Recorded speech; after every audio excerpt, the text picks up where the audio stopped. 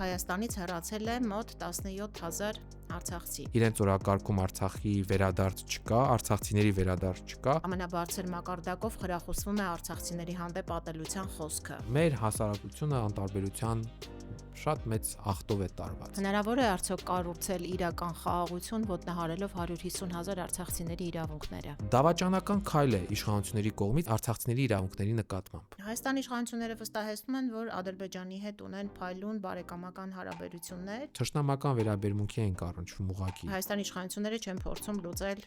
գերիների հարցը։ Մենք չենք կարող Հռոմի պապից կաթոլիկ լինել։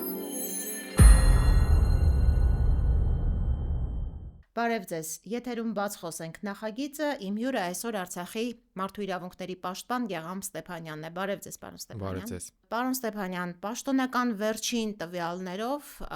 ապրիլի 1-ի դրությամբ Հայաստանից հեռացել է մոտ 17,000 արցախցի։ Բնականաբար ոչ լավ օրից։ Արցախցիների ամենատարբեր խնդիրները լուծելու նպատակով հունիսին ստեղծվեց Արցախցիների իրավունքների պաշտպանության խորհուրդը, անգամ փողոցային պայքար սկսեցիք։ Ինչ տվեց այդ պայքարի արդյունքում, այս պահի դրությամբ ինչ ունենք։ Նախ ուզում եմ շնորհակալություն հայտնել այս առիթի համար, միշտ հաճելի է բաց խոսել հատկապես այն թեմաների մասին, որոնք որ վերաբերում են հազարավոր մարդկանց եւ նրանց ճակատագրերին, եւ շատ կարեւոր է, որ հենց թեման սկսեցինք արտագաղթի բանից, շեշտադրումից, ինչը ցավալի է եւ այն ինչ որ պետք է արվի, հենց առաջին հերթին պետք է ուղղված լինի այդ տեմպերը նվազեցնելուն կամ իսպառ բացառելուն։ Այո, արձանագրումը ճիշտ է եւ դա լավ օրից չէ, ինչպես նշեցիք, մարդիկ գնում են, որովհետեւ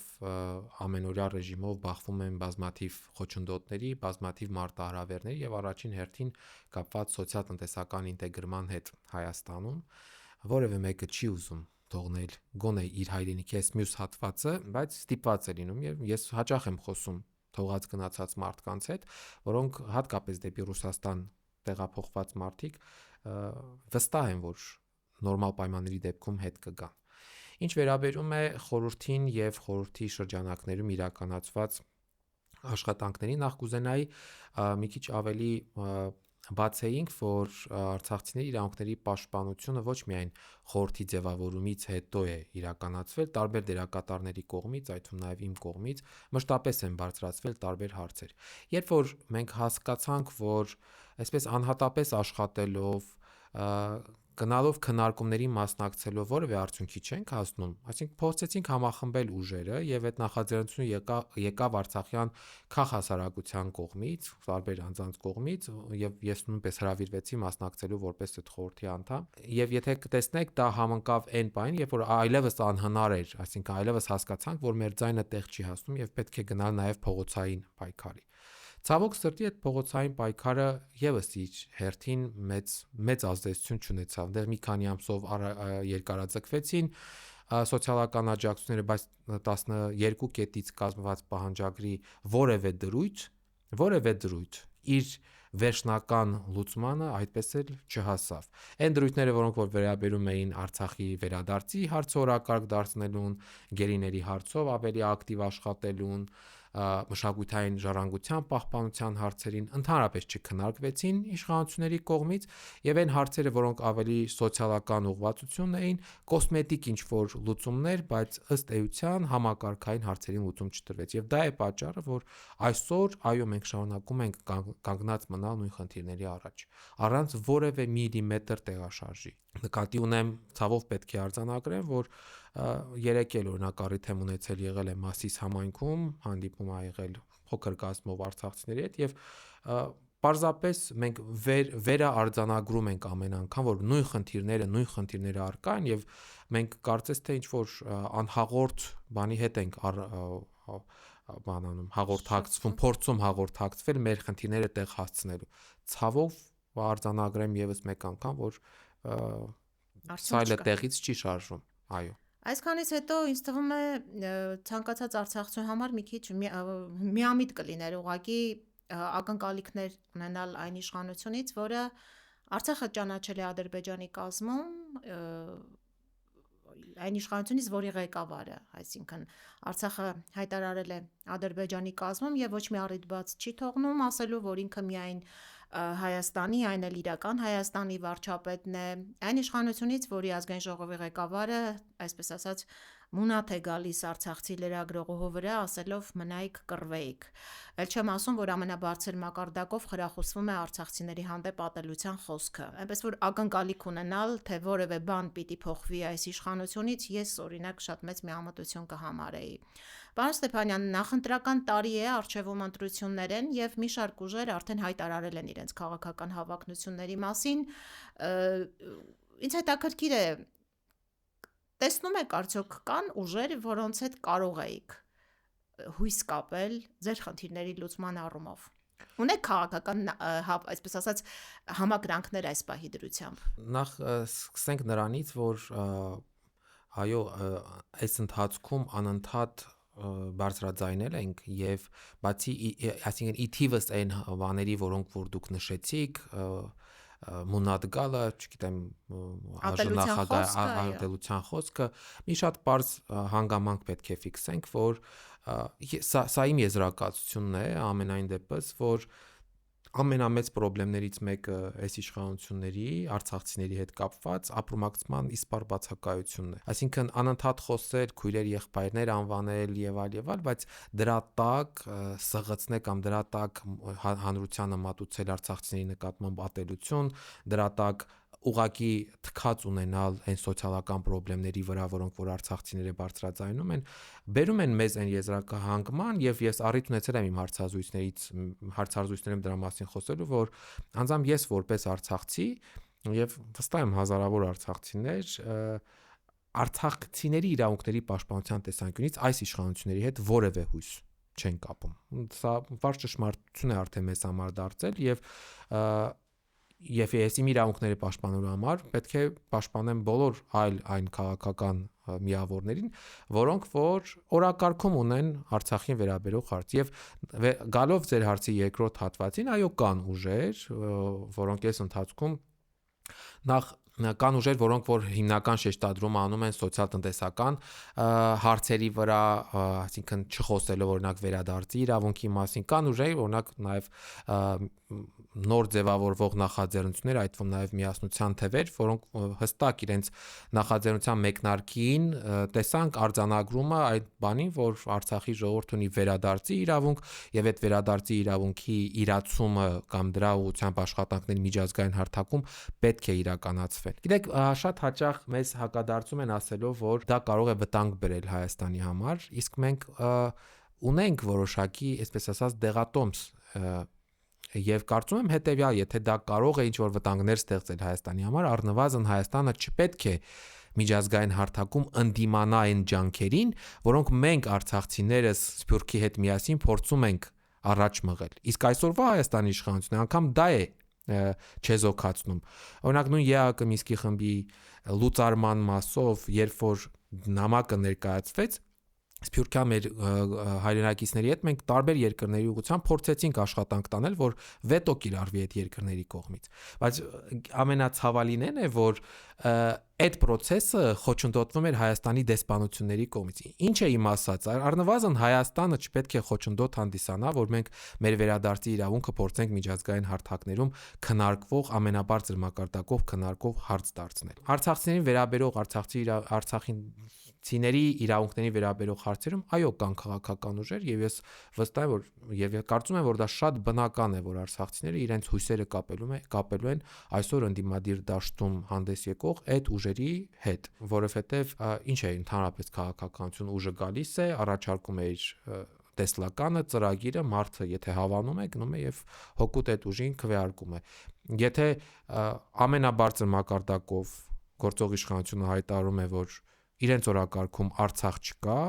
իրենց օրակարգում Արցախի վերադարձ չկա, արցախցիների վերադարձ չկա եւ տեսնում ենք, որ գերիների մասով որևէ հստակ աշխատանք չի տարվում, պատմամշակութային ժառանգության պահպանման մասով որևէ հստակ աշխատանք չի տարվում, արցախցիները նախընտրությունը տալու են այն ուժերին, որոնք որ ունեն իրենց օրակարգում Արցախի վերաբերյալ թեզեր, այդ թվում նաև ինչպես նշեցի միասնության թևերը։ Միասնության թևեր նախաձեռնության ղեկավար Արման Թաթոյանը պաշտոնական մեկնարկին հաջորդած ասուլիսում բավականին ընդգրկուն անդրադարձավ Արցախի խնդրին, արցախցիների խնդիրներին, մասնավորապես ինչպես դուք նշեցիք, արցախցիների վերադարձի իրավունքին բառացիորեն նշեց, որ դա ոչ թե իմ տեսակետն է, դա միջազգային նորմ է, կանոն, որը պետք է իրականացվի։ Պարոն Ստեփանյան, դուք առիթ ունեցել եք պարոն Թաթոյանի հետ մանրամասնելու ինչպես է նա պատկերացնում արցախցիների վերադարձը եւ առհասարակ իրենց նախաձեռնությունը, իրենց թիմը ծրագրային ինչ կոնկրետ կարևոր հարցեր ունեն, ծրագրեր ունեն, որոնք հենց կապված են ուղիղ արցախցիների հետ։ Քննարկել եք առհասարակ։ Այո, քննարկել ենք եւ քննարկում ենք, բավականին հաճախ ենք մենք խոսում, եւ ես ուզում եմ ամենայն պատասխանատվությամբ նաեւ հայտարարել, որ կոնկրետ նույն պարոն Թաթոյանը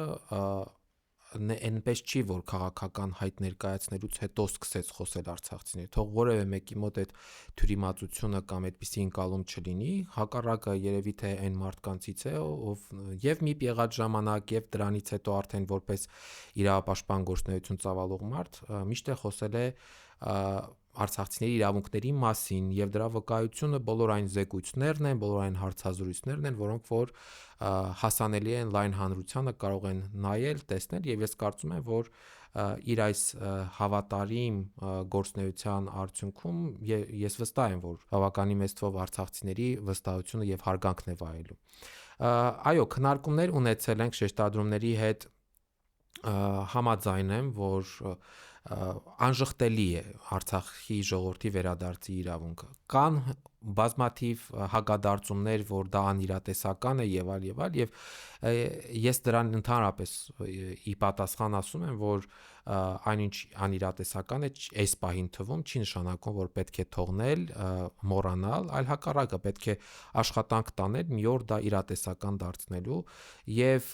այն ինչ որ քոնն է, քո իրավունքն է, պետք է գնաս այդ իրավունքի հետևից, պետք է պայքարես դրա համար, որ ի վերջո դա մի օր պաշտպանված եւ երաշխավորված դառնա։ Անհերքելի է միջազգային դատարանի որոշումը, որով որ արցախցիների վերադարձի իրավունքն է ամրագրված։ Եվ պարզապես պետք է համակարգված այս ուղղությամբ աշխատանք տարվի։ Հիմա գիտեք ինչ իրավիճակ է։ Հայաստան չկա այդ քննարկումներում, կան սփյուռքյան կառույցներ, որոնք նաև ուղղորդման կամ խորհրդատվության կարիք ունեն, կա ինչ որ առումով թույլ տվեք ասել կատվածահար եղած արցախյան ինստիտուտներ, Համակարգված աշխատանք, այո, համակարգված աշխատանք ըստ էության չկա։ Հիմա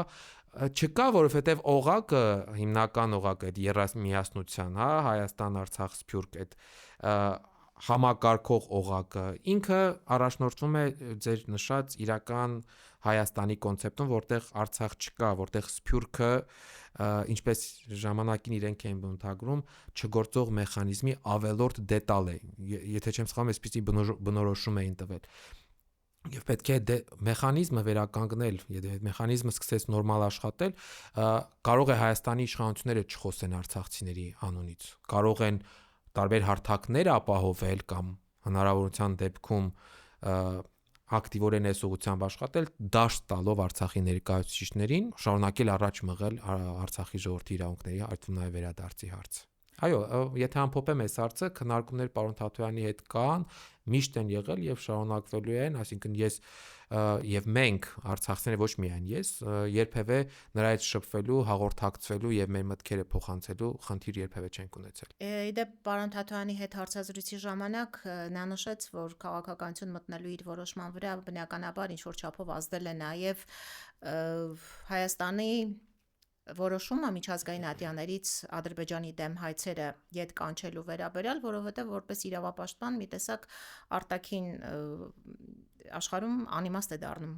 այդ ատյաներում անիմաստ է դառնում քո գործունեությունը որպես իրավապաշտպան։ Այդ հայցերի մեջ մեծ թվով հայցեր վերաբերում են հենց Արցախին եւ արցախցիներին, այդ դրան ինչպես է արձագանքել,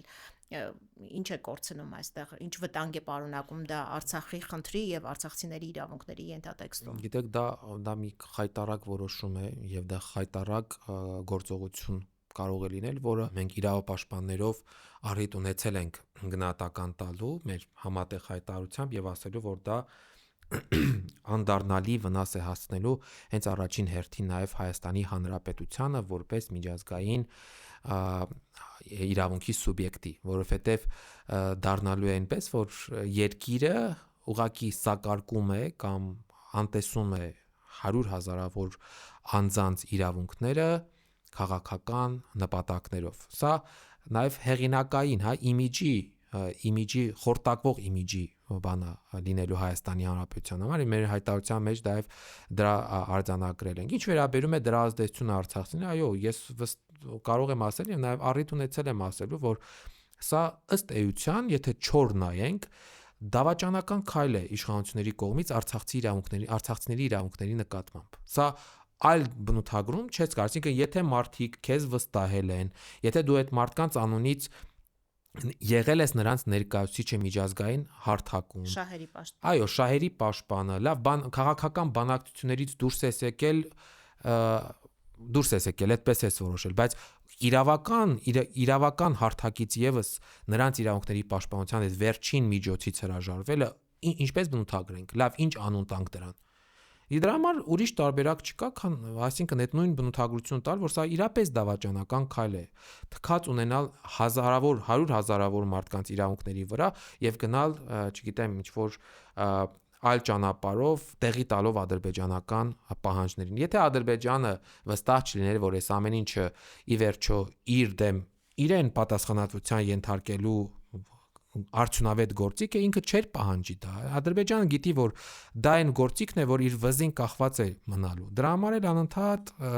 պահանջներ են ներկայացրել, իսկ Հայաստանի իշխանությունները անընդհատ այդ պահանջներին ընկրկում են եւ գնում են նոր պահանջներ սպասարկելու ճանապարհով։ Ես հասկանում եմ պարոն Թաթոյանի որոշումը, հենց նաև դրանով պայմանավորված, որովհետև այո, ես կարծում եմ, որ իրավապաշտպանությունը մանավանդ ժամանակակից աշխարհում շատ դժվար եւ անշնորհակալ, այսպես ասած, գործի է վերածվել, ինքը իրենով չի կարողանում կոնկրետ արդյունքներ ապահովել։ Մենք այդպիսի դարաշրջանում ենք ապրում, թե ներքաղաքական իրականության առումով, թե ընդհանուր աշխարհաքաղաքական տեսանկյունից իրավապաշտպան գործունեությունը այո շատ կարևոր է, բայց դրանով հարցերի լուծման չեն կարողանում հասնել։ Հետևաբար այդ որոշումը միայն ողջունելի է, որ դա նաև փոխարինվի քաղաքական գործունեությամբ, կանխելու համար այդ նման խայտառակ որոշումները, որոնք որ կայացվում են ներկայիս իշխանությունների կողմից։ Լաչինի միջանցքը փակած էկոակտիվիստը օրերս Երևանում էր մասնակցելու քաղաքասարակության ներկայացուցիչների հետ հանդիպմանը։ Այդ կնոջը, որին մենք ճանաչում ենք լուսանկարներից, տեսանյութերից, ընդունել էր նաև անվտանգության խորհրդի քարտուղարը։ Պարոն Ստեփանյան, մենք գիտենք, որ Ադրբեջանում պատահական քաղաքասարակության ներկայացուցիչներ չեն լինում, էկոակտիվիստներ եւս չեն լինում։ Ինչու էր Ադրբեջանը Հայաստան գործուղել հենց այս կնոջը։ Դա հայկական կողմին մեկ անգամ եւս ստորացնելու ցանկություն էր, թե իսկապես այնպիսի փայլուն հարաբերություններ են, որոնց մասին մենք ուղղակի չգիտենք։ Այս կինը, հիշեցնեմ, ուղղակի 2022-ի դեկտեմբերին սկսած այս շրջափակման արդյունքում Արցախը մատնվեց հումանիտար աղետի, իսկ 23-ին պարզապես Արցախի հայաթափումը տեղի ունեցավ։ Ինչու հենց այս կինը, ինչ ուղերձ էր սրանով ուղղում Ադրբեջանը։ Նախ Ադրբեջանում անկախ քաղաքասարակության մասին խոսելը դա հեքիաթի ժանրից է։ Ես ավելի երիտասարդ տարիներին առիթ ունեցել եմ մաս լինելու քաղաքասարակությունների միջև շփումներին եւ կարող եմ ասել, որ իմ տպավորությունն այնպիսին էր, որ այդ ֆորումներին կամ այդ քննարկումներին Ադրբեջանի կողմից մասնակցողները հստակ ռուսերեն ասած մետադիչկայով էին ներկայանում, իրենց մշտապես սպասարկելով իրենց մեյնսթրիմը, իրենց պետության հիմնական քաղաքական խոսույթը եւ խոսել, որ ադրբեջանական քաղաքասարակություն միգուցե կա, բայց նրանք Ադրբեջանից դուրս են գործում։ Եվ նաև շատ հետաքրքիր է, որ առանձին անհատների արձագանքը, հենց ադրբեջանցի անհատների արձագանքը Վտարանդի։ Այո, վտարանդի ադրբեջանցիների արձագանքը, որով շատ հստակ փաստում է, որ այս մարդիկ որևէ ձևով ուղղակի խայտարակություն է նրանց քաղաքասարակության ներկայացուցիչ ներկայացնելը եւ Հայաստան բերելը։ Եվ ես զարմանում եմ հայաստանյան քաղաքասարակության ներկայացուցիչներ, որոնք ուղղակի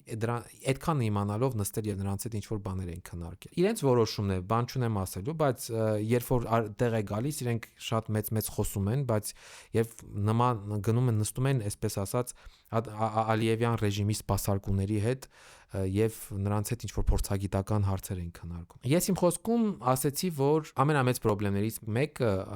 այս իշխանությունների կողմից արցախցիների նկատմամբ ապրումակցման բացակայությունն է եւ նաեւ մեկը հենց դա է։ Արդյոք Հայաստանի իշխանությունը իմացել է, թե ով է գալիս Հայաստան։ Այո, իմացել է։ Եվ որն է պատճառը, այդ թվում նաև այդ կինը, որ Շուշիի ճանապարհը փակել էր եւ արցախցիների սովամահության է մատնել։ Որն էր պատճառը թույլ տար նրա մուտքը Հայաստան։ Ադրբեջանում չկար ուրիշ մարդ, որը կարող էր էլի որպես քաղաքասարակություններ կանալ։ Կարող էր Հայաստանը կանխել դա։ Ես կարծում եմ, որ կարող էր։ Ինչու չարեց, որովհետև մեծ հաշվով իրենց չի հետաքրքրում, թե այդ մարդու ներկայությունը էմոցիոնալ առումով ինչ կառաջացնի արցախցիների կամ առհասարակ հայ ժողովրդի։ Չի, բարձրապես չի հետաքրքրում, էլի այս կամ էլ հետաքրքրում է ուղղակի հերթական անգամ ինչ որ նվաստացման են մղում հայ ժողովրդին կամ հայ հանրության որոշակի հատվածի։ Այն որ Ադրբեջանի կողմից դա դիտավորյալ էր, ես դրանում կասկած չունեմ, 3 հոգի են, չէ՞ կարծես։ Թե ամեն դեպքում այդ կնոջը ֆիքսեցին հիմնականում լրատվամիջոցները, նրա դեմքն էր ծանոթ մյուսներին։ Հա, նրանց մեջ ներառել մարդ, որ եղել է այդ ճանապարհը փակող կեղծ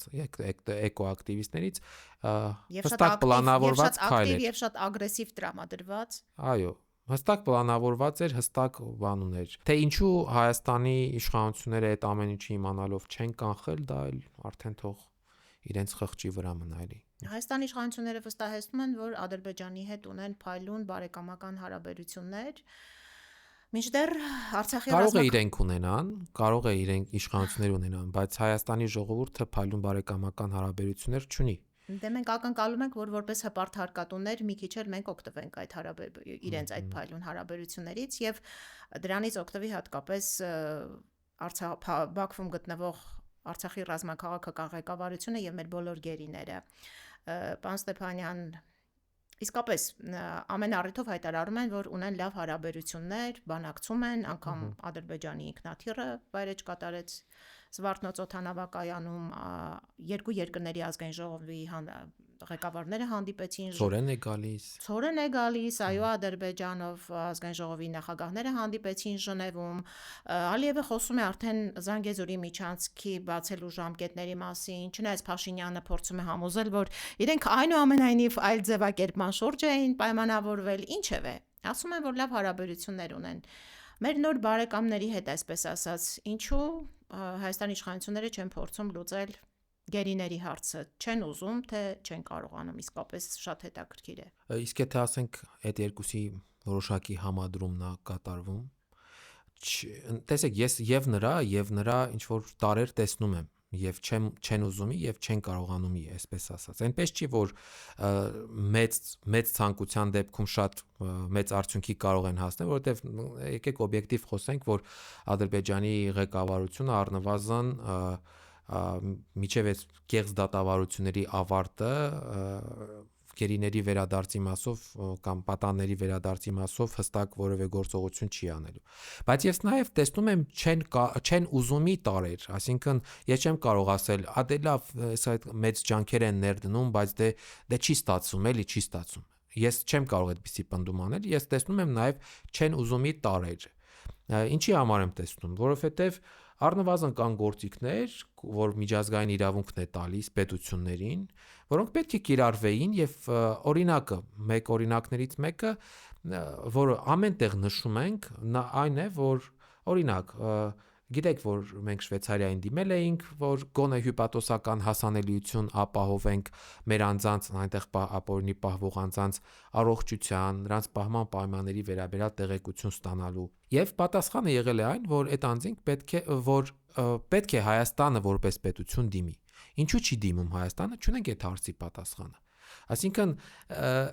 հենց սա է էլի, որ ինձ բերում է այն համոզման, որ ոչ թե չեն կարող, այլ նաև ինչ որ առումով չեն ուզում։ Որովհետև եթե ուզենան, պետք է բոլոր ջանքերը ներդնեն, չէ՞։ եթե ներդնեն ջանքերը եւ չստացվի, կարող ենք ասել, որ չեն կարողանում։ Բայց երբ որ տեսնում ենք, որ այդ ջանքերը չի ներդրվում, ամենաակտիվ ձևով, եթե վկայակոչենք օրինակ Թրամփ-Փաշինյան կարճ երկխոսությունը օգոստոսի 8-ի այդ ստորագրման արարողությունից առաջ, երբ որ Թրամփը ուղիղ ասում է դուք 23 քրիստոնյա գերիներ ունեք, հարցը ձեզ համար կարևոր է, չէ, եւ պատասխանը հնչում, որ եկեք այդ հարցը այս բանում քննարկմանը։ Ինչու՞։ Դրանից ավելի լավ տեղ կամ դրանից ավելի լավ առիթ այդ հարցի մասին խոսելու։ Մանավանդ, որ մինչև այդ հանդիպումը ես շատ լավ տիրապետում եմ, շատ լավ գիտեմ, որ Ամերիկայում գործող թե հայկական լոբիստական կազմակերպությունները, թե քրիստոնեական լոբիստական կազմակերպությունները աշխատել էին Թրամփի ադմինիստրացիայի հետ, որ այդ հարցը բերեն օրակարգ եւ այսօր շարունակում են աշխատել։ Այստեղ մնում է այդ օղակը եւս ակտիվ աշխատի Հայաստանը որպես պետություն։ Իդեպ այդ պատճառաբանումները ես հաճախ եմ լսում, որ տարբեր երկրներում, ինչ որ տարբեր կառավարական մարմիններում աշխատող անհատներ եւ այլն, որոնք շահագրգռված են աշխատել այդ ուղղությամբ հայ գերիներին ազատելու ուղղությամբ, նրանք բազմիցս պատճառաբանում են, որ մեզ ասում են Հայաստանը դա ոչինչ չի անում, դուք ինչու եք այդքան շահագրգռված, եթե պետությունը դիմի, ասում են մենք դիմում ենք մեր կառավարությանը, ասում են Հայաստանը պաշտոնական մակարդակով այդ հարցերով մեզ չի դիմում, դուք ինչու եք անձնապես շահագրգռված, ես լսել եմ տարբեր բաներ։ Գիտեք, այդ պատասխանը ես էլ եմ շատ հաճախ ստանում։ Ոչ թե ինձ ասում են դուք ինչու եք անձնապես շահագրգռված, այլ ասում են, որ գիտեք, մենք չենք կարող Հռոմի պապից կաթոլիկ լինել։ Այո։ Այսինքն մենք չենք կարող հայ ժողովրդի իրավունքները ավելի լավ պաշտպանել, քան երկիրը, որ կոչվում է Հայաստան։ Եվ սահմանադրորեն պարտավոր է ստանցնել այդ առնվազն պրակտիկայում վերջին 30 տարիների ընթացքում եղել է Արցախի ժողովրդի անվտանգության եւ իրավունքների երաշխավորը եւ ներկայացուցիչը։ Դե դա պատմական Հայաստանում էր, պարոն Ստեփանյան, մենք արդեն իրական Հայաստանում ենք, նոր իրողությունների հետ գործ ունենք եւ պիտի դրանց հետ հաշվի նստենք։ Եթե չեմ սխալվում, Բագրատ Սրբազանն է ասել, որ իրական Հայաստանը իրական Հայաստան էր Արցախը, դրանից ավելի իրական Հայաստան, այո, չէր կարող լինել եւ այնքան էր իրական, որ բոլորս դա շատ լավ շոշափում էինք, այնտեղ ապրում էինք, վայելում էինք մեզ տրված այդ դրախտավայրը, դրանից ավելի իրական Հայաստան եւ այդ մանիպուլյացիաները, չգիտեմ, ինչ որ տարանջատումները, հակադրումները ուղղակի քաղաքական են ժողովրդին բանանելու, ինչ որ սեփական ինքնության դեմ հանելու, ինքնությունը ոչնչացնելու կամ այդ ինքնությունը խեղաթյուրելու գործիքներ են եւ ես մեծ հույս ունեմ, որ ի վերջո հայ ժողովրդի այդ ներքին ինստինկտը, բնազդը, իր ինքնապահպանման բնազդը գոնե կաշխատի վերջո եւ ինքը շատ հստակ ոչ կասի այդ կեղծ օրակարգին, որ հրամցվում է մեր հանրությանը այս օրերին։ Արցախին բնորոշ ձեր նշած բնորոշումներին ես կավելացնեի իրական ժողովրդավարությունները Արցախում, որով Հայաստանը այդքան հպարտանում է վերջին տարիներին ժողովրդավարությամբ որպես ժողովրդավարության բաստիոն, բայց Արցախն էր իրականում այդ ժողովրդավարության բաստիոնը իր ընտրություններով, իր պետական կայացած համակարգերով։ Գիտեք, ցավոք այս պահին անցյալով ենք խոսում, բայց դա այդպես էր։ Ինչպես բոլոր պետություններում Արցախում եւս կային թերություններ մեր ժողովրդավարության տեսանկյունից եւ կարող ենք ժամերով խոսել դրա մասին, բայց մի հատ հետաքրքիր բան կա, որ երբ որ այստեղ քննարկումներ են լինում հատկապես իշխանություններին հարող քաղաքասարակության ներկայացուցիչների, տարբեր հարցերի շուրջ նրանց հետ քննարկումներ, ես տեսել եմ, որ նրանց մոտ այդ կարմիր գծով, կարմիր թելի նման գնում է, որ Արցախը ժողովրդավարական չէ, այնտեղ մարդու իրավունքների մասին էր խոսքը, բան։ Ես միշտ այսինքն մարդկանց մոտ այդպիսի կարծիք, չգիտեմ ինչպես է ձևավորվել, եւ այսօր էլ տեսնում ենք, որ այդ նույն մարդիկ այս կատարվողի հետ, այս բռնաճնշումների հետ հաշտ համերաշխ են։ Այսինքն ժողովրդավարական բաստիոն է հայտարարված Հայաստանը, բայց չենք լսում այն մարդիկ, ովքեր որ երբեմն ոչ այդքան կամահարանքով կամ բանով են հեգնանքով են խոսում Արցախի ժողովրդավարության մասին, հիմա իրենց ձայնը դուրս չի գալիս, իրանք չեն հակադրում իրենց այս կատարվողի հետ։ Այո, Արցախը ժողովրդավարություն էր այնքանով, որքանով որ հնարավոր էր, որքանով որ կոնֆլիկտային իրավիճակներ ենթադրում, կոնֆլիկտային պայմաններն էին թույլ տալիս իր բոլոր բաց թողումներով, իր բոլոր թերություններով, բայց ես կարող եմ վստահ ասել իր երջանիկ ժողովրդով, իր հպարտ հաղթանակներով հպարտ ապրող ժողովրդով։ Ինչ ունենք հիմա։ Հիմա ունենք դժոխքի միջով անցած արցախցիներ, արցախահայություն եւ այդ դժոխքի դրվագներից մեկն էլ Ստեփանակերտի բենզինի այդ չարաբաստիկ պայթյունն էր, պարոն Ստեփանյան, ուղղակի միգուցե հարցը կոնտեքստից մի փոքր դուրս է գալիս, բայց ինձ միշտ հետաքրքրել է այդ հարցի պատասխանը։ Ես առիթ եմ ունեցել զրուցելու տարբեր արցախցիների հետ, որոնց հարազատները այս բենզինի պայթյունից հետո, պահեստի պայթյունից հետո անհետացել են։ Ոմանք պնդում են կամ գուցե ունեն ներքին հավատ, որ նրանք գտնվում են գերության մեջ։ Դուք սա հնարավոր համարում եք։ Գիտեք, ես այդ առիթով հարազատների հետ հանդիպման ժամանակ տեսակետ արտահայտել եմ, որը կարող է տարբերվել նրանց տեսակետից, բայց ինձ համար ես ելի եմ ուզում սա նշել, եթե հարազատը նման կարծիք կամ նման դիրքորոշում ունի, իմ պարտավորությունը նա է, որ հարազատի հետ կողք կողքի կանգնել եւ այդ վարկածի հետևից գնալ, հասկանալ որքանով է դա իրական կամ ոչ։ Ես կարող եմ ունենալ իմ կարծիքը դրա մասին, բայց ես պարտավոր եմ առաջնորդվել հարազատի կարծիքով, որովհետեւ տուժողը ինքն է,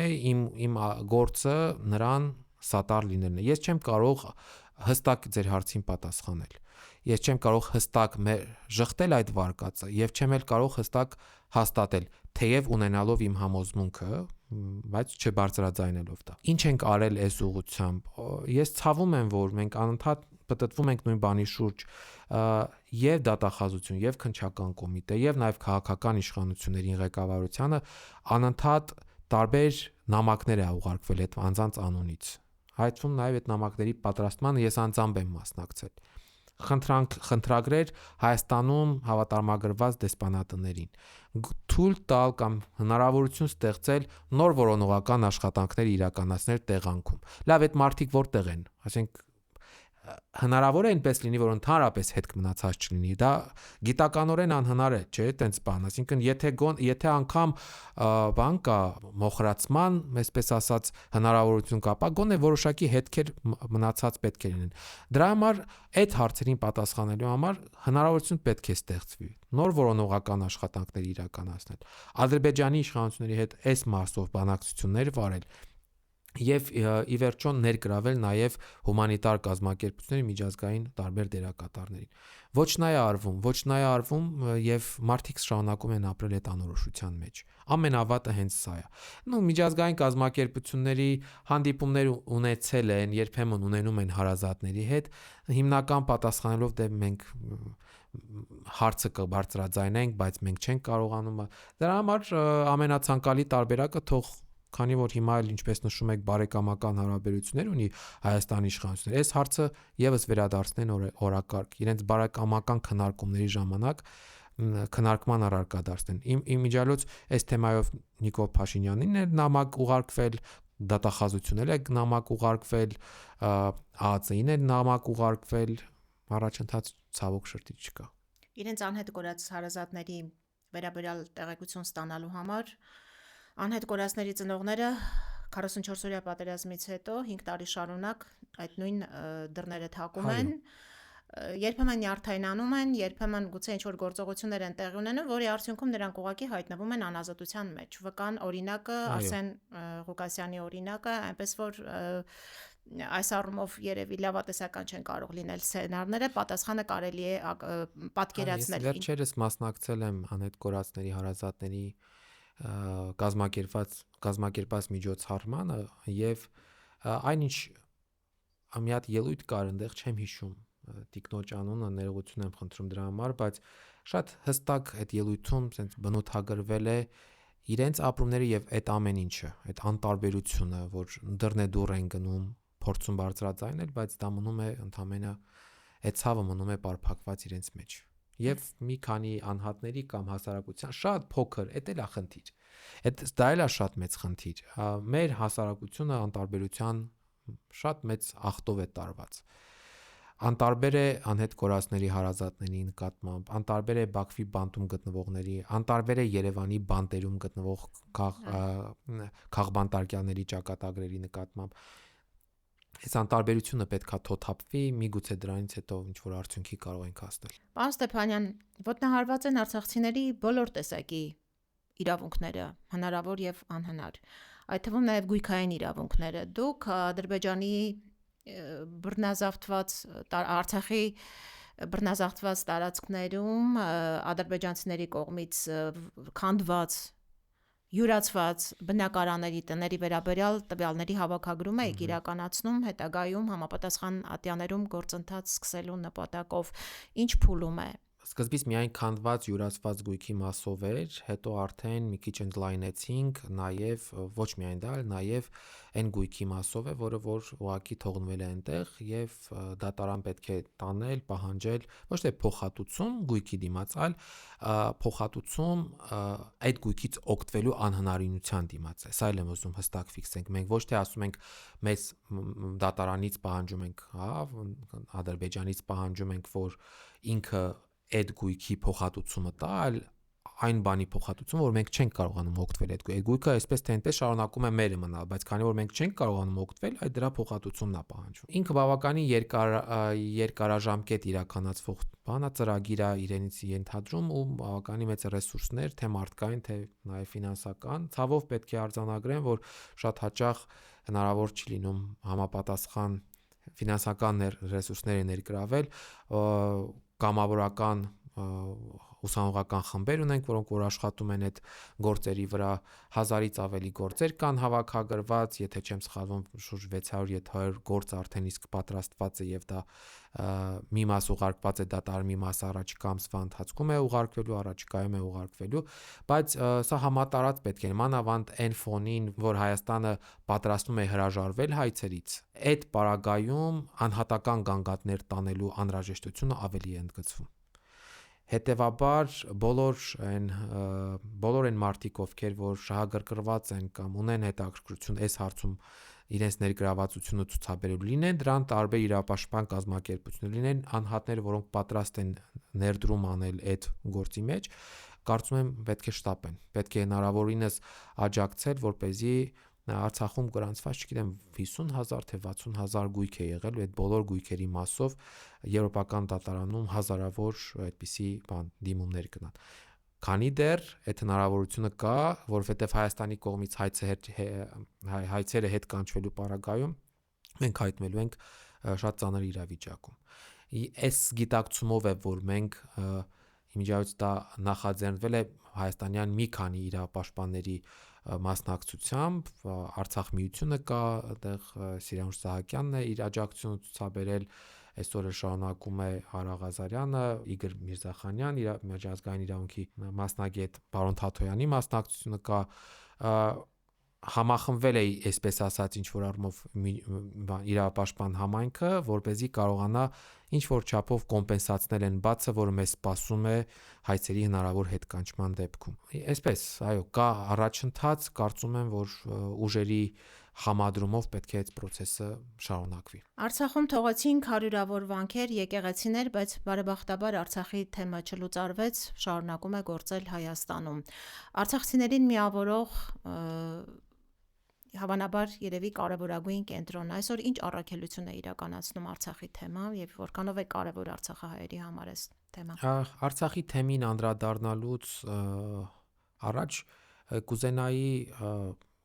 խոսել նաև նրա մասին, որ արցախցիների հավաքականությունը պահպանելու շատ մեծ ցանկություն ունենք եւ շատ մեծ խնդրանք ունենք եւ քանի որ առիթ է նախընտրական տարի, ինչպես դուք եք նշում, մեր ակնկալիքն նաև նա է, որ այն քաղաքական ուժերը, որոնք որ հայտ են ներկայացրել կամ դեռ ներկայացնելու են, նաև այս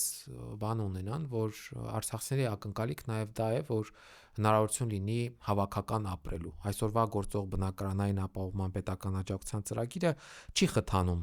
չի խթանում արցախցիների հավաքական կոմպակտ բնակվելու հնարավորություն։ Իսկ արցախյան ինքնությունը միջազգային պարոն Թաթոյանն նաև իր այդ հարցազրույցում նշել է, որ արցախյան ինքնությունը հայկական ինքնության մաս է եւ դա պետք է փայփայել, պահել։ Հիմա արցախյան ինքնությունը պահելու համար այլ տարբերակ անդ անձանց միասնական մի տեղ բնակեցնելը կամ հնարավորություն ստեղծվել է, որ նրանց միջև սոցիալական կապերը անխաթար լինեն, չկա։ Այդվում նաև բարբարի մասին է խոսքը։ Լեզվաբանները, ազգագրագետները բոլորը միաբերան պնդում են, որ բարբարի պահպանման համար դրա կրողները պետք է համատեղ ինչ-որ տարածք ունենան կամ կոմպակտ բնակեցված տարածքներ։ Հակառակ պարագայում սերունդների հետ նաև բարբարն է կորչել։ Ուզում եմ նաև այս մեսիջը նաև գնա, որ մենք ակնկալում ենք, որ հնարավոր հաջորդ իշխանությունների պարագայում այս հարցին մեծ ուշադրություն պետք է դարձվի։ Արցախի թեմը նաև ունի արցախապահպանության կարևոր առաքելություն։ Ոչ միայն բարձրաձայնել միջազգային հարթակներում խոսել Արցախում թողնված մեր պատմամշակութային եւ հոգեվոր ժառանգության վանդալիզմի դեպքերի մասին, տեր կանգնել դրանց, այլ նաեւ աշխատանք տանել ներտեղում արցախցիների հետ, փորձել նրանց կապը պահպանել թե Արցախի հետ, թե արցախյան թեմաների հետ։ Բավականին ակտիվ գործունեություն ունեն գրասենյակ, նաև բարբերաբար տարբեր միջոցառումներ են կազմակերպում։ Շատ ուրախ եմ, որ այդ որոշումը հայ առաքելական եկեղեցու կողմից եւ ամենայն հայոց կաթողիկոսի կողմից կայացվել է եւ պահպանվում է, ի տարբերություն այլ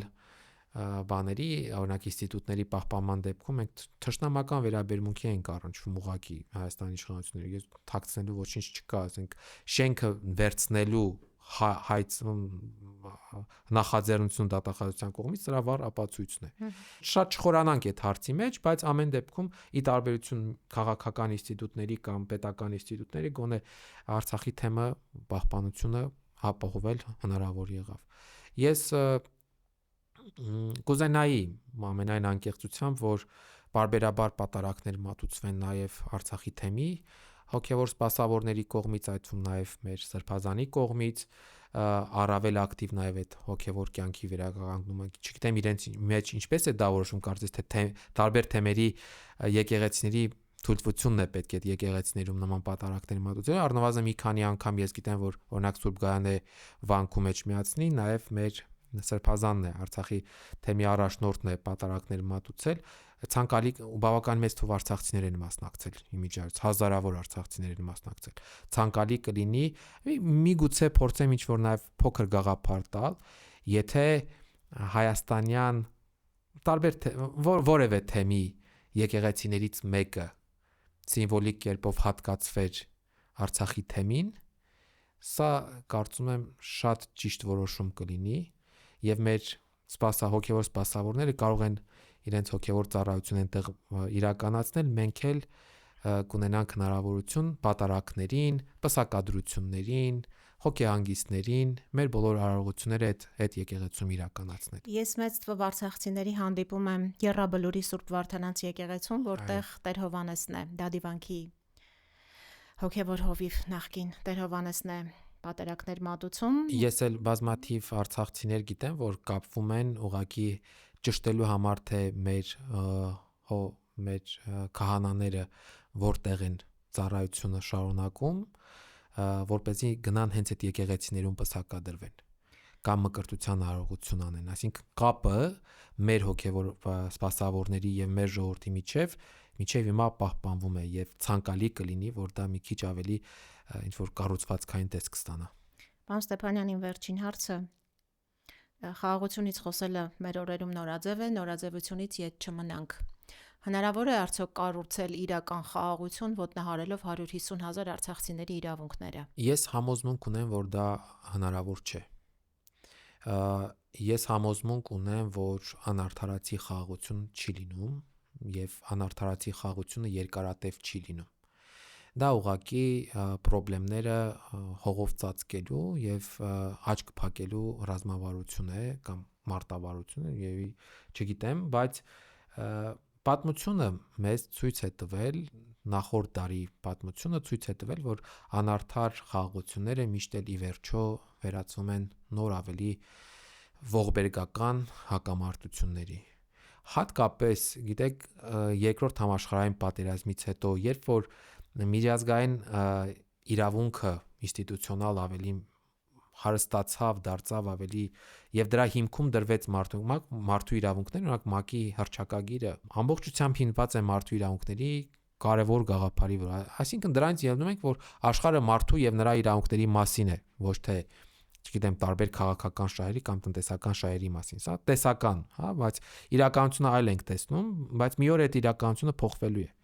Ես վերջերս մի հատ քննարկման էի մասնակցում, մի հատ այսպիսի խոսակցություն կար, որ ես ուզում եմ երջանիկ լինել, թեկուզ եթե իմ ճիշտը չի անցնում։ Այդպիսի բան չի լինում։ Դու չես կարող հոգու խորքում երջանիկ լինել, եթե դու զգում ես, որ սխալն է գերակայողը, անարդարն է գերակայողը։ Այդպիսի երջանկություն ես չեմ կարծում, որ կարող է լինել։ Հետևաբար իմ համոզմունքը դա է, հիմա կարող են տարբեր փորձագետներ դրան հակադրել, որ ավելի իրատեսական եղեք, չգիտեմ, քանի կա այդ հնարավորությունը խաղաղություն, ես վստահ եմ, որ անարդարացի խաղաղություն աշխարհում չի լինում։ Շնորհակալություն, պարոն Ստեփանյան, բաց եւ անկեղծ խոսելու մեր առաջարկը ընդունելու համար, իսկապես հուսանք, որ իրական խաղաղությունը մի օր կայցելի մեզ եւ մեր երկիրը իսկապես կունենա այդ իրական խաղաղությունը։ Սիրելի ունկնդիրներ, եթերում բաց խոսենք նախագիծներ, հետևեք մեր ալիքին, բաժանորդագրվեք մեզ։ Գուցե հենց այս հարթակում գտնեք ձեզ հուզող ամենակարևոր հարցերի պատասխանները։ Ցտեսություն։